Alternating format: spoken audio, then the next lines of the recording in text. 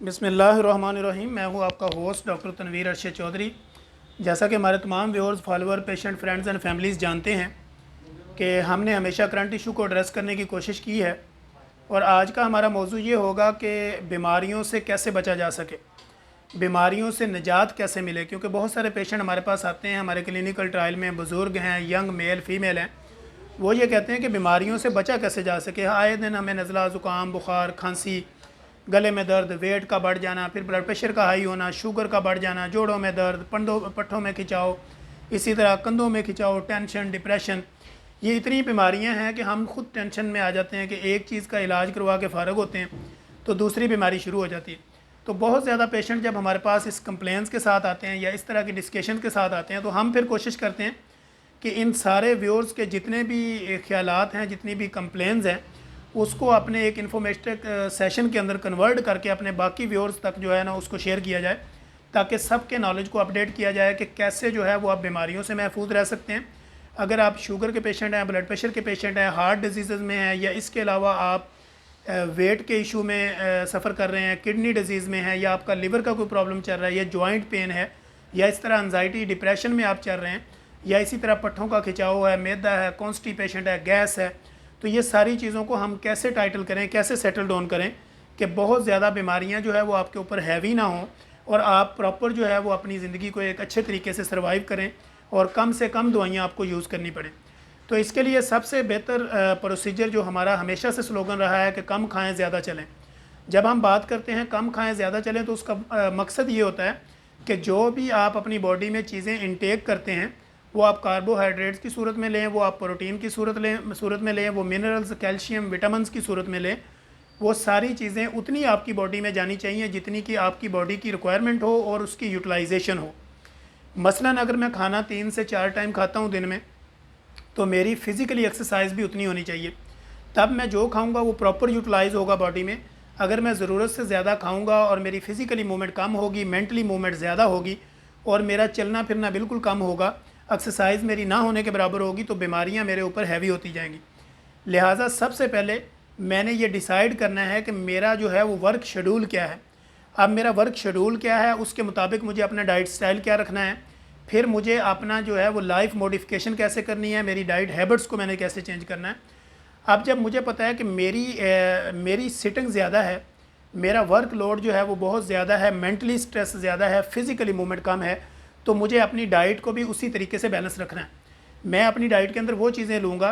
जिसमें फ़ैट कम से कम हो, कार्बोहाइड्रेट्स की तादाद भी उतनी हो जितनी मेरी बॉडी की ज़रूरत है, प्रोटीन की तादाद भी उतनी हो जितनी मेरी बॉडी के अंदर लिपिड ना बने, प्रॉपर मेरे मसल जो है वो ग्रो करें, और मेरी मेंटली जो है वो जितनी भी एग्जॉस्टिंग होती है उसकी प्रॉपर रिकवरी हो सके। तो जब मुझे पता होगा कि मेरी फ़िज़िकली मूवमेंट ज़्यादा है, मेंटली मूवमेंट कम है, चूँकि आज का दौर ऐसा है, इंटरनेट का दौर है, जदीद दौर है, इसी तरह सोशल मीडिया का दौर है, फिर आप इस तरह आर्टिफिशियल साइंसेज और डिफरेंट इस तरह के सिनेरियो के अंदर हम इंटरनेट के साथ कनेक्टेड रहते हैं, और हमारी फ़िज़िकली मूवमेंट ऑलरेडी बहुत कम हो चुकी हुई है।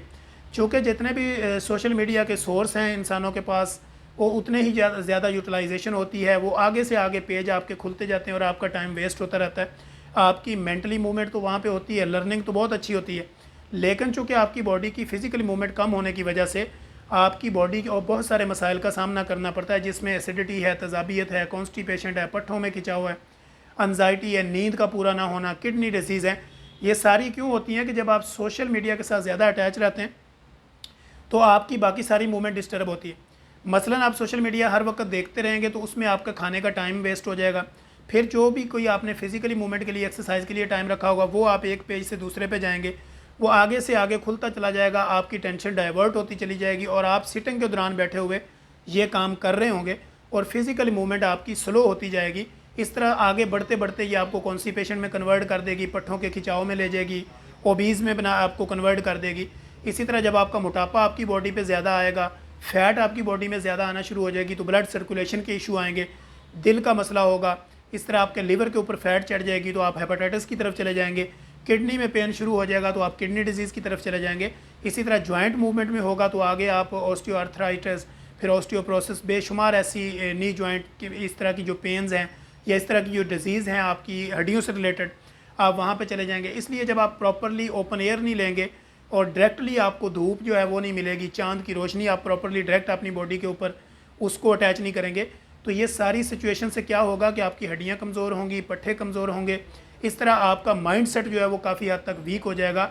आप अपनी मेंटली मूवमेंट तो बढ़ाते चले जाएंगे, लर्निंग पोजीशन तो बेहतर होती चली जाएगी, लेकिन चूँकि आपकी फ़िज़िकली मूवमेंट कम होने के नुकसानात ये होंगे कि आपकी बॉडी जो है वो स्टक हो जाएगी। जैसे ही आप थोड़ा सा वज़नी काम करेंगे तो आपकी बॉडी में कहीं ना कहीं पेन निकल आएगी। बहुत ज़्यादा पेशेंट हमारे क्लिनिकल ट्रायल में ऐसे आते हैं, हल्का सा बैग उठाते हैं, हल्का सा बुक्स वाला बैग उठाते हैं, तो बच्चा है, यंगस्टर है या नौजवान है, वो जब हमारे पास आते हैं वो कहते हैं जी मेरी कमर में दर्द शुरू हो गया, मैंने एक हल्का सा वज़न उठाया था, बस थोड़ा सा ऊपर ही किया तो पीछे आवाज़ आई और उसके बाद जो ना मेरी पेन नहीं जा रही। तो होता क्या है कि आपकी हड्डियाँ वीक होने की वजह से जब भी आप उसके ऊपर लोड डालते हैं वो कहीं ना कहीं हड्डी आपकी फ्रैक्चर हो जाती है, या वो दबाव हो जाता है उसके ऊपर, कंप्रेशन ऐसी हो जाती है, मसल में खिंचाव ऐसा हो जाता है कि वो आपको पेन वहाँ पर रहना शुरू हो जाता है। अब बेसिकली हमारा सब्जेक्ट ये था कि बीमारियों से कैसे बचा जा सके। बीमारियों से बचने का बेहतरीन तरीका ये है कि आपने अपनी बॉडी के अंदर कम क्वांटिटी गुड क्वालिटी, यानी अच्छी क्वालिटी की चीज़ और कम क्वांटिटी में, चीज़ अच्छी खानी है, क्वांटिटी उसकी कम रखनी है, अपनी बॉडी में उतनी चीज़ें इंटेक करवानी है जितनी प्रॉपर यूटिलाइज हो सकें। कम से कम 8 से 10 लीटर 8 से 10 गिलास पानी यानी 1.5 से 2 लीटर वो बनेगा, वो आपने 24 आवर्स के अंदर वो पानी इंटेक करना है अपनी बॉडी में। और फिज़िकली मूवमेंट रखनी है जिसमें आपकी 45 से 60 मिनट की रेगुलर वॉक और एक्सरसाइज होनी चाहिए। ये एक्सरसाइज नहीं होती, बहुत ज़्यादा पेशेंट जाती हैं जब हम उनको कहते हैं कि आप प्रॉपर एक्सरसाइज करें तो वो कहती हैं डॉक्टर साहब मेरे घर में काम बड़ा है, मैं उतली ऊपर वाली स्टेयर्स इस्तेमाल करके ऊपर जाती हूँ, नीचे आती हूँ, किचन का काम करती हूँ, कपड़े धोती हूँ, लिहाजा ये मेरा वर्कआउट है। तो हम कहते हैं कि ऐसा वर्कआउट नहीं है। वर्कआउट हम उसको मानते हैं जो 45 मिनट कंटिन्यूसली आपकी पैदल वॉक है या कंटिन्यूसली आपकी एक्सरसाइज है। इसी तरह 45 टू 60 मिनट अगर आप अपनी बॉडी को प्रॉपर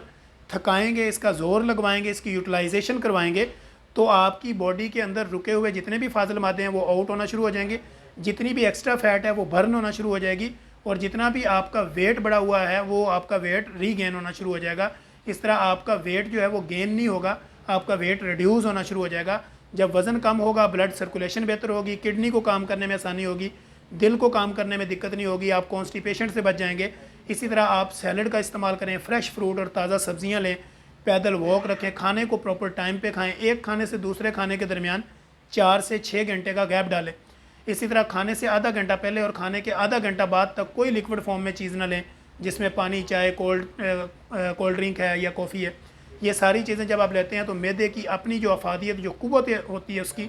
या जो उसकी पावर होती है वो डाउन हो जाती है। इस तरह आपका डाइजेस्टिव सिस्टम स्लो हो जाता है। तो प्रॉपर अपने आप को बीमारियों से बचाने के लिए कम खाएं, ज़्यादा चलें, पानी का प्रॉपर इंटेक करें, कैल्शियम प्रॉपर लें। इसी तरह मौसम के हिसाब से ताज़ा फ्रूट्स और सब्जियां के साथ